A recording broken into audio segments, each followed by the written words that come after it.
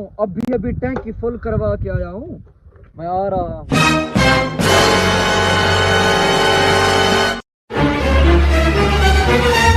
अभी जानू के पास जाता हूँ, टैंकी फुल है, फुल 1 to 5 की। इसको क्या हो गया? अभी तो टैंकी फुल करवा के आया था, पता नहीं क्या हो गया। टैंकी तो खाली है, मुझे लगता है पेट्रोल खत्म हो गया। अभी तो टैंकी फुल करवा के आया था।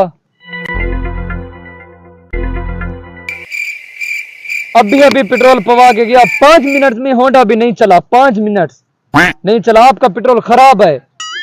वाह, हमारा ओरिजिनल पेट्रोल है, ओरिजिनल। हम कंपनी से मंगवाता है, कंपनी से। हमारे पास दूर दूर से लोग होता है। आप कहते हैं कि 2 नंबर है। 5 मिनट भी 1 to 5 नहीं चला।